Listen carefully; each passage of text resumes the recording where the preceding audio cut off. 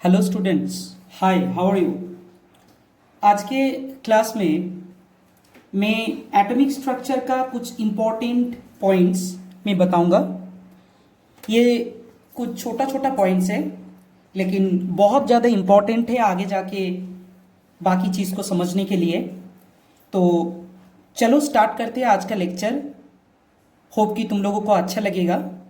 इसको पॉज करके सुन लेना। अगर किसी चीज़ में डाउट है तो कमेंट बॉक्स में डाल देना डेफिनेटली, या मेरे साथ कांटेक्ट करना डेफिनेटली।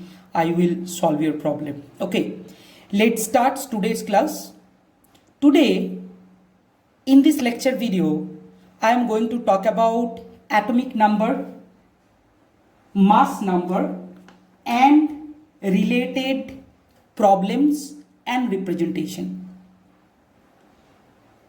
तो सवाल ये उठता है कि व्हाट इज एटॉमिक नंबर और इससे क्या पता चलता है, और एटॉमिक नंबर जो है इसको हम किससे रिप्रेजेंट करते हैं। तो बच्चे तुम लोग देख सकते हो कि स्टार्टिंग में ये जो एटॉमिक नंबर मैंने लिखा, it's represented by Z. Z alphabet से इसको रिप्रेजेंट किया जाता है, कैपिटल जेड। इसका मतलब क्या है? इसका मतलब है, Z is equals to, you can write number of protons, number of protons जिसको हम स्मॉल p से रिप्रेजेंट करते हैं, is equals to number of electrons, number of electrons जिसको हम स्मॉल e से रिप्रेजेंट करते हैं। तो जेड क्या है? जेड एटॉमिक नंबर है, और इसी एटॉमिक नंबर से इसका मतलब है number of protons p is equals to number of electrons E। इसका मतलब है कि किसी भी एटॉमिक नंबर से नंबर ऑफ प्रोटॉन पता चलता है, पैरेलली नंबर ऑफ इलेक्ट्रॉन पता चलता है। Because few minutes before I told you Z is equals to number of protons and number of electrons. Number of protons जितना रहता है उतना ही नंबर ऑफ इलेक्ट्रॉन्स रहता है in case of neutral atom. मैं अभी आयन के बारे में नहीं बता रहा हूं, मैं जो भी बोल रहा हूं न्यूट्रल एटम के बारे में बोल रहा हूं। तो इसीलिए if we consider neutral atom then Z means atomic number is equals to number of proton. तुम ये भी बोल सकते हो atomic number equals to number of electrons. Normally it is our convention, if I am saying atomic number Z, it represent number of protons, and if the atom is electrically neutral, then there should be the number of proton is equals to number of electrons, and that's why मैंने इसको mention किया atomic number Z equals to number of protons is equals to number of electrons। Hope कि तुम लोगों को ये चीज समझ में आ रहा है, ठीक है। तो चलो इसके ऊपर हम डिटेल में चर्चा करेंगे, लेकिन इससे पहले जो पता करना है दैट इज मास नंबर, ठीक है। What is mass number? तो चलो देखते हैं मास नंबर किसको कहते हैं। इसका डेफिनेशन किसी भी बुक में मिलेगा, तो तुम अगर ऐसे छोटा करके इसको याद रखोगे तो इसमें काम हो जाएगा। तो ये हम लोगों का मेन टारगेट होना चाहिए कि चीज का कॉन्सेप्ट, कोई भी टॉपिक्स का कॉन्सेप्ट क्लियर होना चाहिए। What about mass number? Mass number इसको हम रिप्रेजेंट करते हैं with the help of capital A. किससे रिप्रेजेंट करते हैं? Capital A. मतलब केमिस्ट्री में ऐसा बहुत सारा चीज है जिसको रिप्रेजेंट करते हैं हम लोग डिफरेंट डिफरेंट अल्फाबेट से। तो हम देख सकते हैं कि अभी हम बता रहे हैं मास नंबर, अभी बताया एटॉमिक नंबर जेड, इसका मतलब, और हम बताएंगे mass number. Mass number capital A equals to क्या होता है? सोचो कि मैं कैपिटल ए से ही दिखा रहा हूं। Mass number capital A is equals to, वो बन जाता है नंबर ऑफ प्रोटॉन्स, प्लस, याद रखना, number of protons plus number of neutrons ठीक है। तो बच्चे हम देख सकते हैं कि अभी मास नंबर में नंबर ऑफ न्यूट्रॉन आ गया। तो मास नंबर को रिप्रेजेंट करते हैं कैपिटल ए से। इसका मतलब है number of protons plus number of neutrons. इसका मतलब हो गया कि किसी भी एटम में न्यूक्लियस में जो नंबर ऑफ प्रोटॉन और नंबर ऑफ न्यूट्रॉन रहता है उसी को मास नंबर कहते हैं। तो इस चीज में मैं तुम लोगों को एक छोटा सा इंफॉर्मेशन, बहुत ज्यादा इंटरेस्टिंग एक इंफॉर्मेशन बताऊंगा। ये जो मास नंबर है तुम देख सकते हो कि mass number A related to number of protons and number of neutrons. Clear? ये कहां पे रहते हैं प्रोटॉन न्यूट्रॉन? न्यूक्लियस में। मेरा एक वीडियो में मैंने बताया था प्रोटॉन, ये मैं छोटा सा ब्रीफ करके बोलूंगा, proton P plus neutron N is equals to, इसको एक साथ हम लोग क्या कहते हैं? प्रोटॉन एंड न्यूट्रॉन को मैंने बताया था कि प्रोटॉन एंड न्यूट्रॉन दोनों मिलके जो होता है वो है न्यूक्लियॉन्स। क्लियर? ठीक है, दोनों को एक साथ न्यूक्लियॉन्स कहते हैं। याद रखना, दोनों के एक साथ क्या कहते हैं? दोनों के एक साथ न्यूक्लियॉन्स कहते हैं। ओके, प्रोटॉन एंड न्यूट्रॉन को न्यूक्लियॉन्स कहते हैं। ये प्रोटॉन है, ये न्यूट्रॉन है, दोनों के एक साथ हम क्या बताएंगे? Nucleons. This is very interesting. Okay, तो अभी सवाल ये उठता है कि न्यूक्लियस किसको कहते हैं? न्यूक्लियस उस एरिया को कहते हैं जिसमें प्रोटॉन न्यूट्रॉन रहता है, जो एटम का सेंटर में रहता है, जिसका साइज बहुत छोटा है।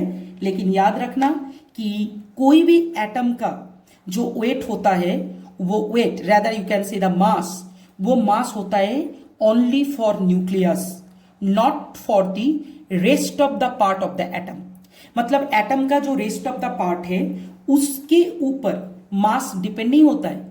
मास जो है वो ओनली डिपेंड होता है न्यूक्लियस के ऊपर। और हम सभी को पता है कि न्यूक्लियस के अंदर प्रोटॉन है और न्यूट्रॉन है। तो दोनों का मास को सम अप करके जो मास मिलता है उसी को हम कहते हैं mass number. Okay, that means mass number of an atom does not involve the participation of electron. ये क्यों है इसके बारे में मैं बताऊंगा, क्योंकि इलेक्ट्रॉन का जो मास है उस मास को नॉर्मली जीरो कंसीडर किया जाता है। That means it is assume that electrons का मास जीरो होता है। तो मैं बताऊंगा इसके बारे में भी चर्चा होगा, तो वेट करो। तो proton plus neutrons, nucleons as a whole, nucleons और न्यूक्लियस इन दोनों में कंफ्यूजन नहीं होना चाहिए। न्यूक्लियस एरिया है, न्यूक्लियस डोमेन है, जोन है, जहां पे ये प्रोटॉन न्यूट्रॉन एक साथ रहता है। लेकिन प्रोटॉन और न्यूट्रॉन को हम एक साथ न्यूक्लियॉन्स कहते हैं। होप कि ये दोनों बात आसानी से तुम लोगों को समझ में आ गया। अगर कुछ भी दिक्कत है तो प्लीज मुझे कमेंट बॉक्स में बताना। तो अभी सवाल वही उठता है कि मैंने नंबर ऑफ प्रोटॉन्स बताया, नंबर ऑफ इलेक्ट्रॉन्स बताया, नंबर ऑफ न्यूट्रॉन्स बताया। जब ये तीनों को लेके एटॉमिक नंबर जेड आ जाता है और मास नंबर ए आता है। तो ये बहुत ज्यादा इंपॉर्टेंट एक पार्ट है कि atomic number Z, atomic number mass number ए, इसके बारे में एक इंफॉर्मेशन रहना चाहिए। तो अभी मैं तुम लोगों को एक नोटेशन दिखाऊंगा कि कोई भी एटम को कैसे रिप्रेजेंट किया जाता है। तो ये नोटेशन क्या है? इस नोटेशन को दिखाने के लिए मैं डिफरेंट कलर का इंक में इस्तेमाल करूंगा। सोचो कि मेरा पास एक एटम है X, ठीक है। इसका जो एटॉमिक नंबर, वो एटॉमिक नंबर ऐसे नीचे मेंशन किया जाता है, क्लियर, जेड से। और इसका जो मास नंबर वो ऐसे मेंशन होता है ऊपर ए से। यू कैन सी पूरा क्लियरली मेंशन है। एक्स क्या है? नहीं तो किसी किसी बुक में ऐसे भी रिप्रेजेंट होता है, ऐसे भी रिप्रेजेंट होता है। मतलब ये जो एटॉमिक नंबर है तुम इस साइड में भी लिख सकते हो, बोथ आर करेक्ट। लेकिन स्टैंडर्ड बुक में एटॉमिक नंबर इस साइड में और मास नंबर इस साइड में और एटॉमिक नंबर नीचे। मैं बोल रहा हूं कि ये जो मास नंबर है तुम इस साइड में भी मेंशन कर सकते हो और ऐसा एंगुलर भी मेंशन कर सकते हो, बोथ आर करेक्ट। इसका मतलब है you can right mass number here also. ठीक है, चलो मैं बता देता हूं तो ये क्लियर रहेगा। इसमें आ जाएगा जेड और इसमें आएगा मास नंबर ए। क्लियर, आप समझ में आया? Both are correct, both the representation are correct. ठीक है, किसी किसी बुक में ये रहता है तो किसी किसी बुक में ये रहता है। ये रिप्रेजेंटेशन या नोटेशन बहुत ज्यादा इंपॉर्टेंट है, तो हम इसको थोड़ा सा एक्सप्लेन करते हैं। हम सभी को पता है कि ये जो है एक्स, ये एक्स क्या है? ये एक्स है सिंबल ऑफ एलिमेंट। ये बहुत इंपॉर्टेंट है बच्चे, इसको बहुत ध्यान से देखना। सिंबल ऑफ एलिमेंट हो गया। ये जेड क्या है? जेड सबको पता है, I already told you, Z है एटॉमिक नंबर। ठीक है, ये एटॉमिक नंबर है, सबको पता है एटॉमिक नंबर क्या है। क्लियर? और ये जो ए है, ये ए क्या है ना? ये ए मास नंबर है। ओके, तो इस वीडियो से जितना मैंने बताया तुम लोगों को पता चल जाना चाहिए कि एक एलिमेंट को कैसे रिप्रेजेंट किया जाता है। ठीक है, तो चलो इसके ऊपर जरूर हम लोग चर्चा करेंगे, लेकिन जाने से पहले एक प्रॉब्लम हम डिस्कस कर लेते हैं। Suppose we are talking about lithium. Lithium को कैसे लिखते हैं? इसी की तरह हम लिखेंगे एग्जाम्पल। ये एक एग्जाम्पल है।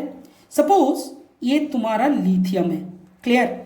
तो इसका एटॉमिक नंबर कितना है लिथियम? कहां से पता चलेगा? From periodic table chapter.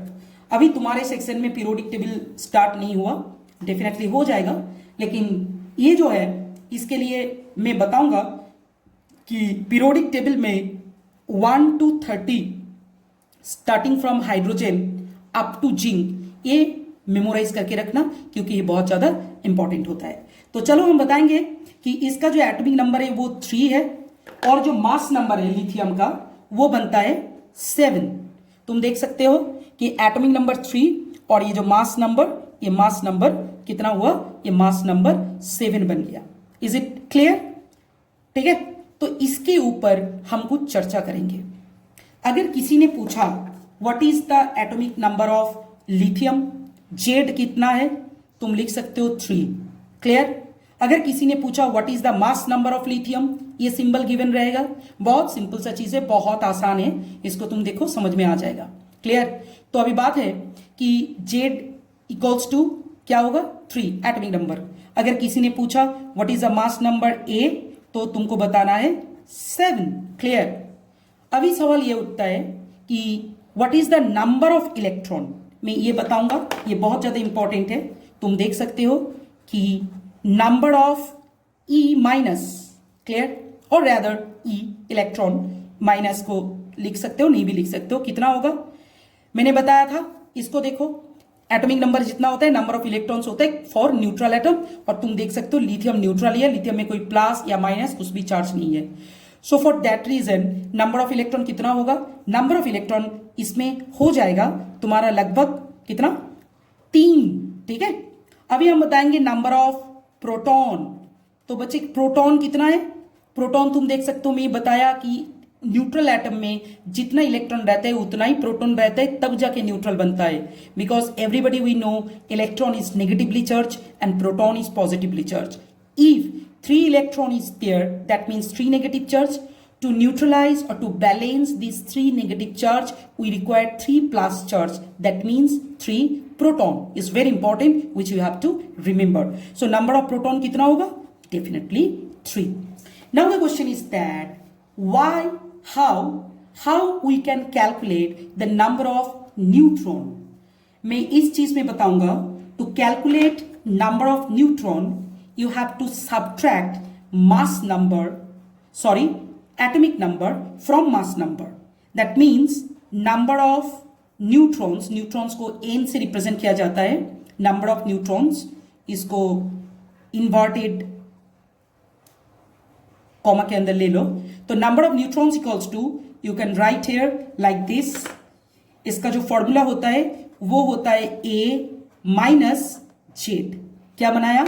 a minus Z. तुम देख सकते हो कि ये हो गया ए माइनस जेड, ठीक है। सबको पता है व्हाट इज ए एंड सबको पता है व्हाट इज जेड।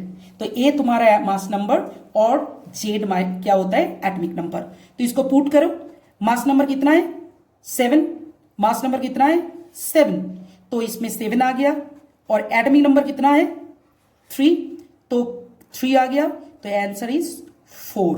तो what is the number of neutron, number of neutron is 4। इस तरह का प्रॉब्लम बहुत सारे आते हैं, बहुत सिंपल है, कुछ भी कॉम्प्लिकेटेड चीज नहीं है, सिर्फ एटॉमिक नंबर का कॉन्सेप्ट क्लियर होना चाहिए, मास नंबर का कॉन्सेप्ट क्लियर होना चाहिए, कैसे रिप्रेजेंट करते हैं इसको, ठीक है। और बाद में मैं एक छोटा सा इंफॉर्मेशन तुम लोगों को बताया कि प्रोटॉन न्यूट्रॉन को एक साथ न्यूक्लियॉन्स कहते हैं, ठीक है। ये स्पेलिंग भी चेक कर लेना, और ये रिप्रेजेंटेशन का एक एग्जाम्पल मैंने बताया, और नंबर ऑफ इलेक्ट्रॉन ढूंढ के निकाला मैंने कि नंबर ऑफ इलेक्ट्रॉन कितना है, you can check it here. Number of proton कितना है, बहुत आसान है, तुम बता सकते हो कि सर न्यूट्रल चीज में number of proton number of electron same होता है। In case of neutron what you have to do, mass number minus atomic number, that means 7 minus 3 that means 4, okay. और एक बात याद रखना, कैटायन जो होता है, कैटायन में इन case of cation proton greater than electron, मैं छोटा सा ब्रीफ कर देता हूं, ठीक है। Suppose you have cation, clear, cation है, तो क्या होगा इसमें, कैटायन में क्या होता है, प्रोटॉन, कैटायन में proton greater than electron, clear, तभी ना प्लस आता है कैटायन में, प्रोटॉन ज्यादा है। एनायन में क्या होता है, इन केस ऑफ एनायन क्या होता है, एनायन में प्रोटॉन लेस देन इलेक्ट्रॉन, ये भी बहुत इंपॉर्टेंट बात है, लेस देन इलेक्ट्रॉन, क्लियर हो गया। ये दोनों पॉइंट बहुत ज्यादा इंपॉर्टेंट है, cation proton greater than electron, anion proton less than electron. Neutral में जब न्यूट्रल होता है, कोई भी चीज जब न्यूट्रल बनता है तो उसमें क्या होता है, न्यूट्रल में always electron is equals to proton होता है। If I am talking about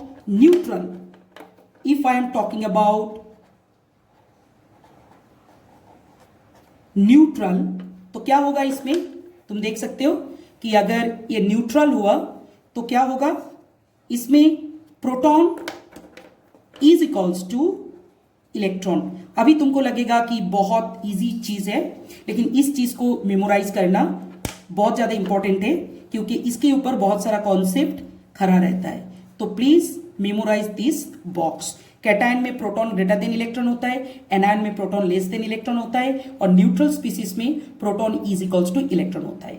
लेकिन याद रखना, in any case cation, anion और न्यूट्रल, ऑलवेज जो तुम्हारा नंबर ऑफ न्यूट्रॉन्स होता है, वो नंबर ऑफ न्यूट्रॉन्स ऑलवेज, हम जब भी न्यूट्रॉन्स की बात करेंगे तो always it is a minus Z. ये बहुत ज्यादा इंपॉर्टेंट एक चीज है, always what ever the case A minus Z होता है neutron, number of neutron, clear. तो प्रोटॉन इलेक्ट्रॉन चेंज होता है, लेकिन ऑलवेज याद रखना कि number of neutrons is always given by A minus Z whether the species is neutral or ion। मैं फिर से स्टेटमेंट को बोल रहा हूं, तुम लोग इसको पॉज करके देख के जरूर कॉपी में लिख लेना कि listen carefully, number of neutrons is always given by A minus Z whether the species is neutral और आयन, दैट डजंट मैटर। तो ये जो मैंने बताया, ये हो गया आज का lecture, atomic number, mass number and all this. And already I told you how to represent an element, how to calculate the number of electron, proton, neutron, and what is the relationship between proton, electron if the species is ion, and how we can calculate the neutron, number of neutron if the species is cation, if the species is anion, or if the species is neutral। So ये था आज का class में, बहुत ही छोटा एक चीज तुम लोगों को बताया। हम लोग धीरे धीरे आगे जाएंगे, लेकिन डिटेल में पता करके जाएंगे। तो होप कि ये वीडियो तुम लोगों को अच्छा लगा। अगर अच्छा लगा है तो प्लीज मुझे बताना, और कुछ भी क्वेरीज है, कुछ भी पता करना है तो भी मुझे बताना, मैं आगे जाके बहुत सिंपल वे से मैं बनाऊंगा। और याद रखना, ये जो वीडियो बन रहा है, ये वीडियो जैसा तुम्हारे बोर्ड में, बोर्ड का काम पे, बोर्ड एग्जाम के काम पे आएगा, ऐसा ही नीट एग्जाम में काम पे आएगा, जेई मेन, जेई एडवांस, हर टाइप का एग्जामिनेशन में ये काम पे आता है। याद रखना कि कॉम्पिटिटिव एग्जाम मतलब हार्ड चीज, ये जैसा एक कॉन्सेप्ट है, ये कॉन्सेप्ट हर टाइम सही नहीं है, क्योंकि हार्ड चीज को पता करने के लिए, एडवांस लेवल के चीज को पता करने के लिए, ये जो बेसिक फंडामेंटल चीज है, पहले से इसके ऊपर एक अच्छा कमांड रहना बहुत ज्यादा जरूरी है। ये मेरा टीचिंग एक्सपीरियंस से मैं बोल रहा हूं। हर किसी चीज को ये बहुत आसान है, ये बहुत टफ है, ऐसा करके मत देखो। सीखने के लिए किसी भी चीज के ऊपर तुम्हारे 100% कॉन्सेंट्रेशन दे दो पहले से, तो जो किसी दूसरे के लिए टफ है वो तुम्हारे लिए आसान बन जाएगा। चलो आज के लेक्चर इसी में खत्म करता हूं। होप फॉर द बेस्ट कि नेक्स्ट वीडियो और कुछ डिस्कस करेंगे, छोटा टॉपिक्स लेके, and I am waiting for your feedback and comment. Okay, good bye, thank you.